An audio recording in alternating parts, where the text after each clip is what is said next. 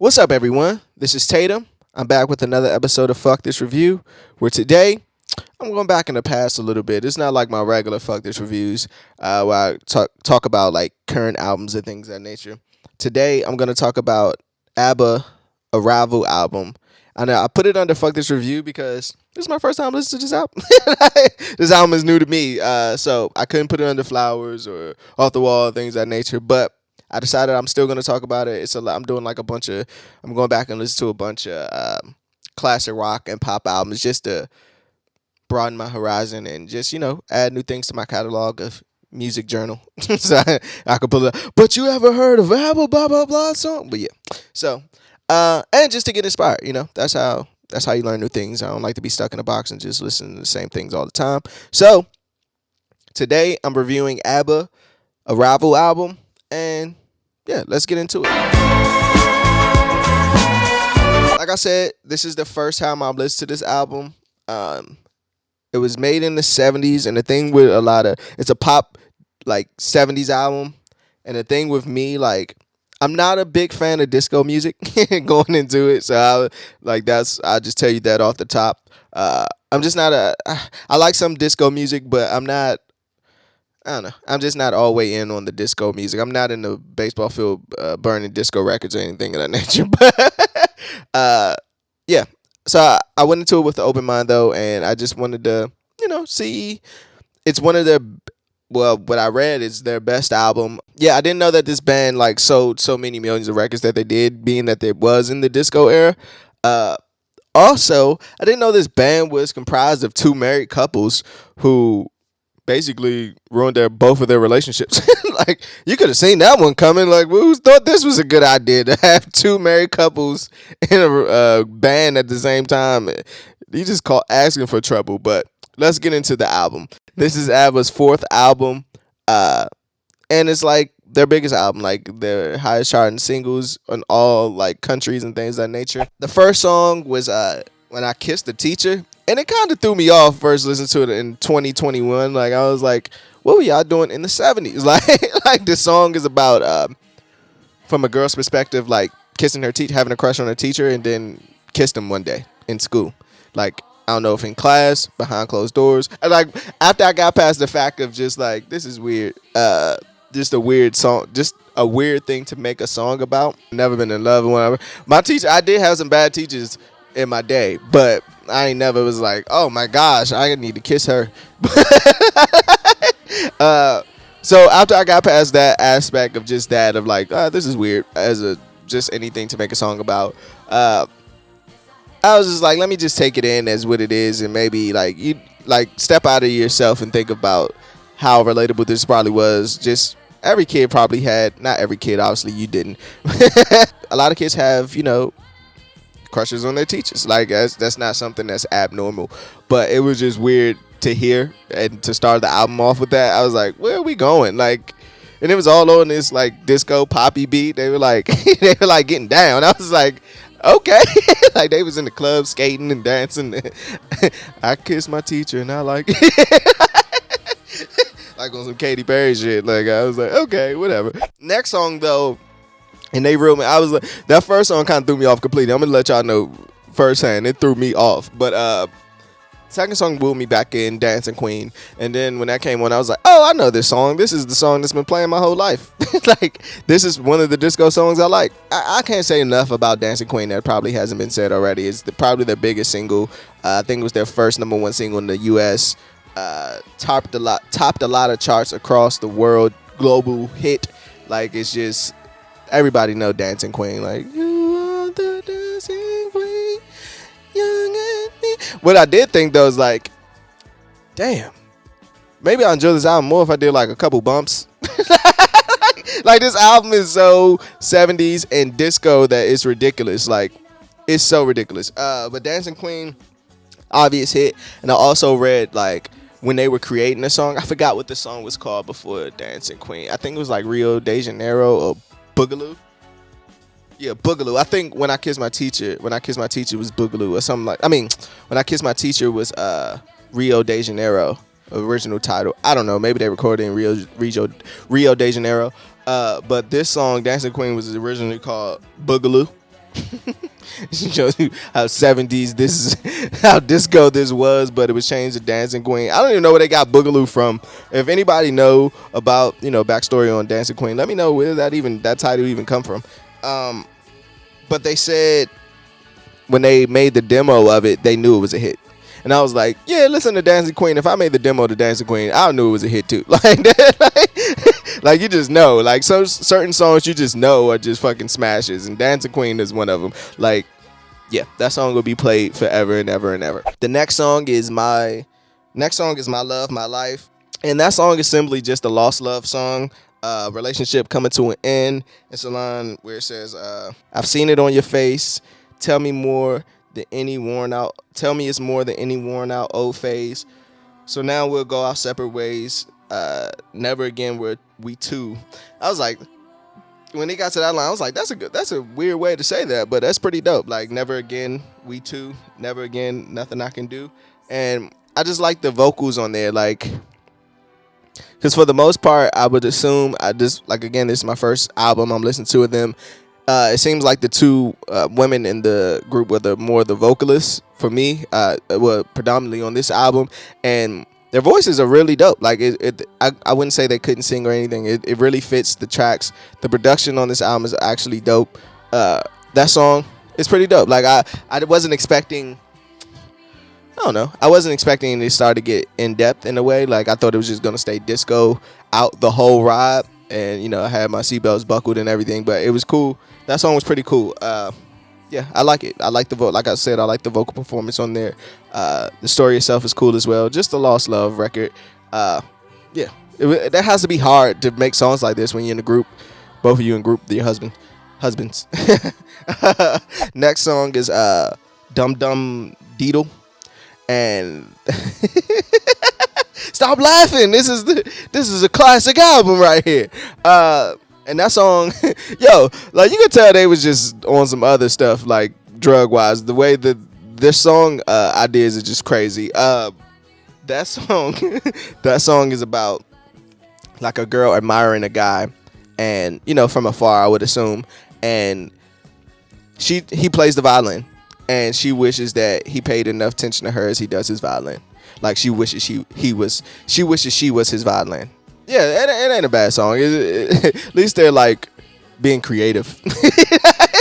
Like, God damn, I wish I was your violin. The way you playing that, it could be taken in a whole nother way. Now I'm thinking about it. It's a funny song. It's a funny. It's a funny writing song. Like the way it's written is just crazy. Like it's just crazy. I never heard somebody wanting to be a violin. Like I've heard songs like this before. Damn, I wish I was your guitar or your video game maybe. But I also love the production on this album though. Even though it's a disco album, I really enjoyed the production. I love the beat switch when she says you don't care, it's not fair. That part when the beat switch on that part is so fucking dope. Like nobody sampled this yet. Like it's so dope. Like the beat switch on there was so dope. Next song, Knowing Me, Knowing You, and it's a breakup record, sort of like My Love, My Life, but it's a little bit more funky. Like I like this one a little bit more than I like that My Love, My Life. The synths on here are really dope. Probably one of my favorites so far, besides like Dancing Queen, but this is probably one of my favorites so far. And it has its dark points on the album, dark points of the song, which is really dope. It's just like this really eerie track, like, and then but it still has this like light, bright, illustrious kind of sound to it that's really dope. Like I really enjoyed this song. It's really well written. I wish they would have did something more with that breakdown part towards the end before the last hook. Like it's here and then it goes right back out. I wish they would have just stayed there a little bit longer, maybe put some vocals on it, let it go a couple bars longer.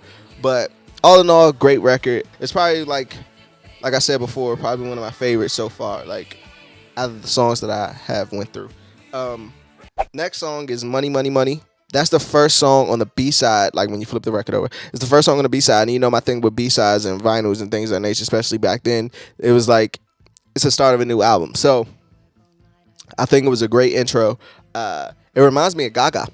Like if you listen to the Money Money song, I'm gonna play it for you later, but you'll be like, oh yeah, this is definitely Gaga. Like I was like, oh, she had to listen to this band because it sounds just like a Gaga record. The way that the female vocalist is delivering the vocals, you could tell. The way the female vocalist is delivering her vocals, you could tell it's very Gaga was inspired by it, and it's dope. This is my favorite song so far. I really like this song, the production, the lyrics, the vocals, and it's just saying like, it's coming from the perspective of a female, right? And she's saying like, damn, I work hard as a motherfucker, and I don't get no money.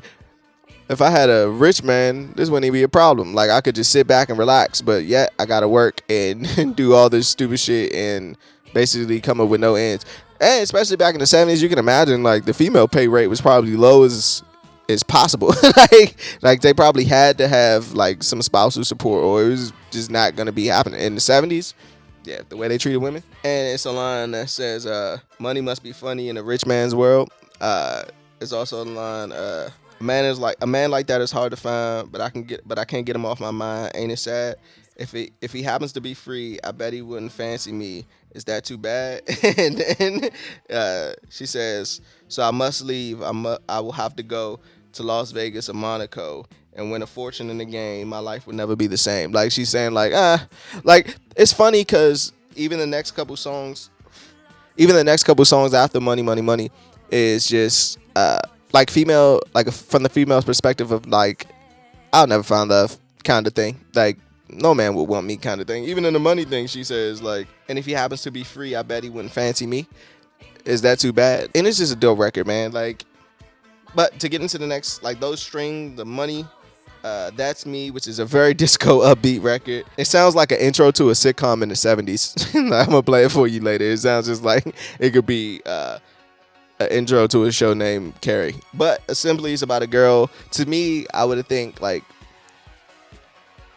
she's very honest, outspoken maybe, and just real. And that's probably too much for a man, especially in the 70s because they were so sexist. And she's just basically saying like she's not sure if a man would want a girl like her. There's a special love like an eagle flying with a dove. I'll find it in the end if I keep searching, but until then I'm Carrie. Not the kind of girl you would want to marry. That's me. Like, I just thought that was. And for the guys to be writing these records, like the husbands and the musicians writing these records, it's kind of funny. I like that song as well. To go into that song, well, Money, That's Me, and Why Did It Have to Be Me? It sounds like the perfect song to follow That's Me, because it's like from the guy's perspective, and he's saying basically kind of like she took it. Why I had to be the guy you took advantage of. I fell for you, and you like ain't fall for me kind of thing. And that song is just crazy because it's like you did all that complaining in the last 3 songs, and then you get a guy who like wants you, and you're like, yeah, I don't want you though. You should find somebody else. I'm not good for you. So I just thought that was funny. To go into Tiger, dope production. The song to me is about like the dangers of the city / nightlife. Like rather the creeps and drugs and temptations. This is what I'm getting from it. And like the city is a prison. She says the city is a prison you'll never escape. You're forever trapped in the alleys. Look into the shadows and you'll see the shape of me. I'm the tiger. Like that's how you know they was just making some weird metaphors and analogies on this album, but it was the 70s. But the breakdown part, post hook, is just so fucking dope. Like I wish they would have did that majority of the song where he says the yellow eyes are glowing like neon lights, the yellow eyes, the spotlights of the city nights. That part right there, the way she says it, the way the beat breaks down, is fucking amazing. I really enjoyed that part. Yeah, cool record. And the last song is Arrival, and it's just like an instrumental track. Yeah, it's just an instrumental track. I can't really say anything about that. To get into my best songs, I'm gonna go Dancing Queen, Money Money Money, and Knowing Me Knowing You. I just enjoyed those songs the most. Worst song, Why Did It Have to Be Me? I didn't like the guys singing. Like I don't know if they sing on other records, but I really didn't enjoy his vocals. They should just let the females do their thing and they do the writing and production, because I didn't really enjoy his vocals like that. Favorite line, no more carefree laughter, silence ever after, walking through the empty house, tears in my eyes, here's where the story ends, this is a goodbye. Yep, just like that. If I could rate this album, fucks given, I'll probably give it. See, it's difficult being in 2021 rating this, but I'll probably give it like a 3.5. 3.5, 4 out of 5 fucks given. Yeah, that's what I'll give it. To wrap this up,